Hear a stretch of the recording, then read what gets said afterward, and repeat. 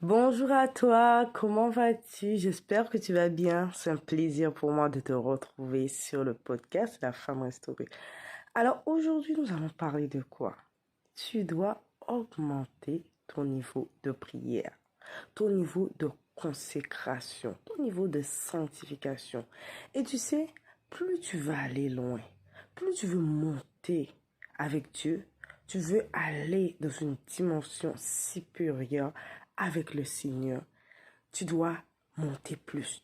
Tu dois chercher plus la face de Dieu, être plus intime avec Dieu, plus te consacrer pour le Seigneur. Tu sais, quand tu arrives à un moment de ta vie où tu vois que les choses ne décollent pas, où tu vois que tu essayes de monter, mais il y a quelque chose qui te retient, tu n'arrives pas à atteindre un certain palier, tu dois monter en niveau de prière. Tu sais, quand je parlais, j'expliquais une chose. Je parlais par rapport à ma situation, par rapport à, à ma lignée, aux personnes qui étaient dans ma descendance.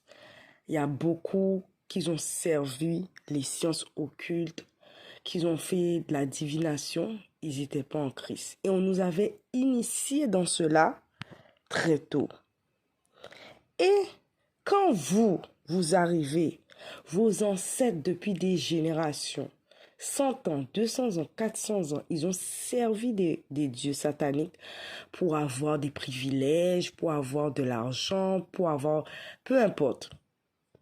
Et vous arrivez pour vous lever contre ces puissances sataniques, contre ces autorités sataniques. Si au bout d'un moment, dans votre marche avec Christ, vous augmentez pas le niveau, dans votre consécration, dans votre vie de prière, ces esprits, ils vont être là, ils vont rôder, ils vont toujours chercher et voir s'il y a une faille, s'il y a une porte ouverte dans votre vie pour vous ramener en arrière. Vous savez, chaque personne a un passé, un vécu différent. On n'a pas la même vie. Il y a des personnes, nos familles, comme la mienne, pour pouvoir avoir certaines richesses, certaines positions dans le monde, ils ont eu à faire des choses macabres, des alliances, des pactes avec le science occulte, des sacrifices d'animaux. Je l'avais déjà expliqué. Si vous voulez, vous pouvez retrouver ce podcast quand je parle un peu de l'héritage familial. Mais pour vous dire, il y a des choses qui se sont faites avant vous. Il y a 100 ans, il y a 200 ans, 300 ans. Et vous arrivez, vous subissez des choses. Vous ne savez même pas pourquoi. Vous êtes dans une vie de débauche. Vous vous mariez pas. Vous êtes célibataire. Vous ne réussissez pas dans les études. Rien du tout. Malgré votre bonne volonté, vous posez la question, mais qu'est-ce qui se passe? Pourquoi je vis une vie que je n'ai pas demandée? Mais quand on va chercher plus loin, ça n'a pas commencé avant vous. Ça a commencé bien avant vous, depuis vos ancêtres, arrière-grands-parents, qu'ils ont fait des choses, qu'ils ont pactisé, et maintenant ces esprits cherchent à réclamer leur dû. Ils se disent non, ton père, ta mère, tes grands-parents nous ont servi pour avoir de l'argent, pour avoir de la luxure, pour avoir des biens. En échange, ils ont vendu leurs filles. En échange, ils ont vendu les études. En échange, ils ont vendu la longévité qui fait que les personnes à 30 ans, 40 ans, ils meurent comme ça subitement d'une maladie.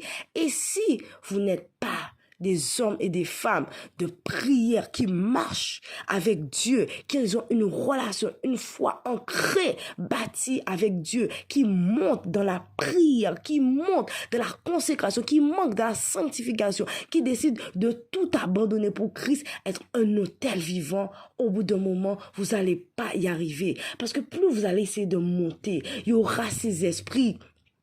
Ils vont essayer de vous rattraper, les esprits familiaux, les esprits territoriaux. Et un moment, j'étais là, je me sentais engloutie, je me sentais absorbée. Parce que quand vous êtes à un niveau moyen, et ces esprits-là sont là, puissance 10, puissance 20, que c'est un rapport de force, c'est autel contre autel. Et si votre autel ne parle pas assez fort. Ces hôtels sataniques où les gens ont fait des sacrifices, ont fait des prières, ont fait des incantations depuis 400 ans. C'est ces choses qu'ils ont fait qui sont grosses comme une montagne. Si votre niveau n'est pas élevé dans la prière, dans la consécration, ces esprits-là, ils vous engloutissent. Vous pouvez pas avoir une vie comme tout le monde.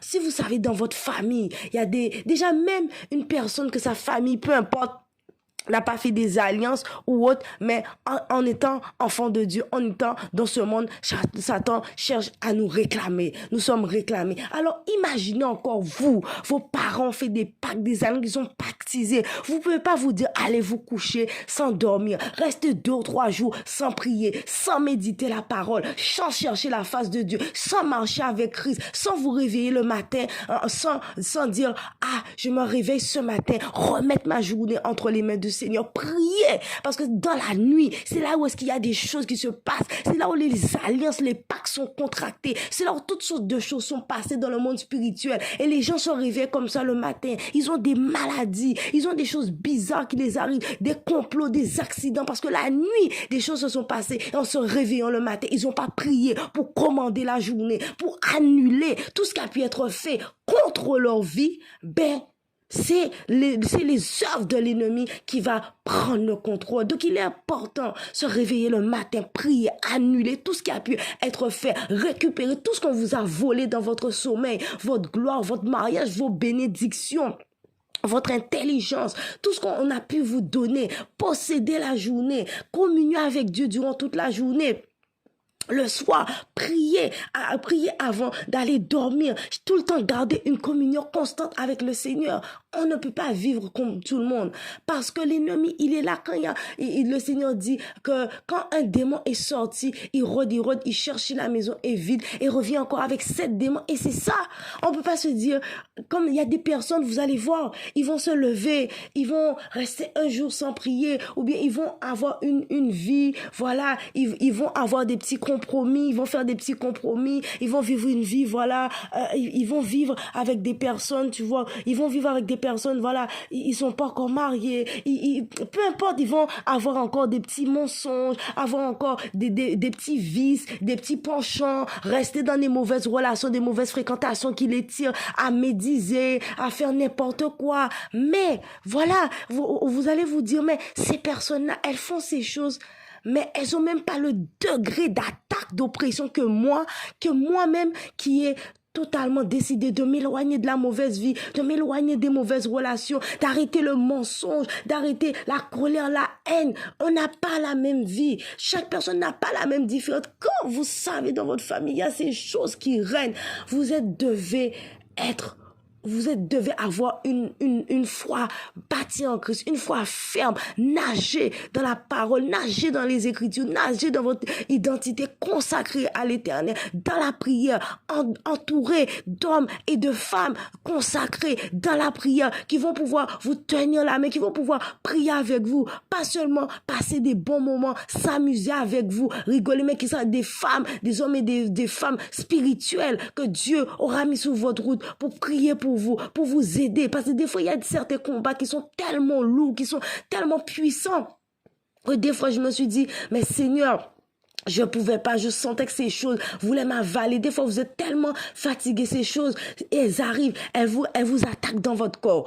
Quand le corps est fini, elle attaque dans les pensées, elle attaque dans les finances, elle vous attaque, elle vous bombarde pour vous épuiser. Au bout d'un moment, vous êtes arrivé, vous êtes tellement fatigué que vous n'avez pas de force. Et si vous n'avez pas un entourage, des personnes autour de vous solides, bâties, ancrées dans la foi, qui peuvent prier pour vous quand vous êtes en bas pour vous aider, quand vous êtes en bas pour vous aider à vous relever, mais vous allez être engloutis. Et c'est important d'être aussi entouré de pères et de mères spirituelles, bâtis dans la foi, élevés en autorité, élevés dans une vie de prière, élevés dans une vie de consécration. Ce manteau vous couvre, ce manteau vous protège. Et quand ces ennemis vont essayer de venir, même quand des fois vous n'avez pas de force, vous vous sentez impuissant, il y a la couverture. Même des fois, quand vous vous sentez impuissant, vous n'avez pas de force, il y a la couverture de spirituelle, il y a ce manteau qui vous garde, qui vous protège. Donc c'est ça. C'est ça, c'est important.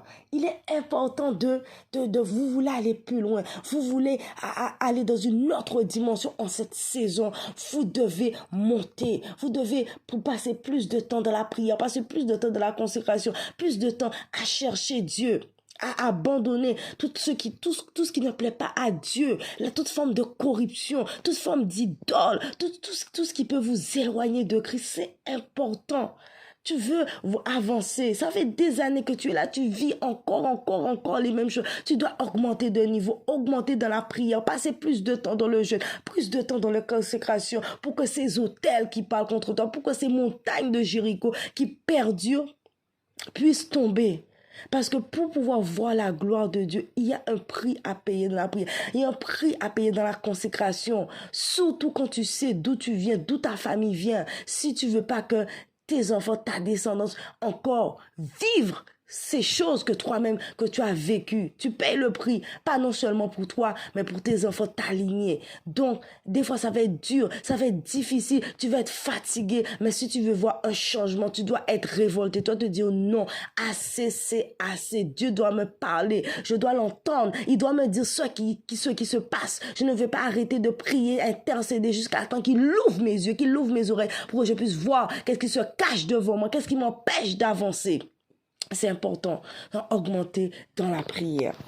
Donc, c'était mon message pour aujourd'hui et je te dis à très bientôt sur le podcast La Femme Restaurée.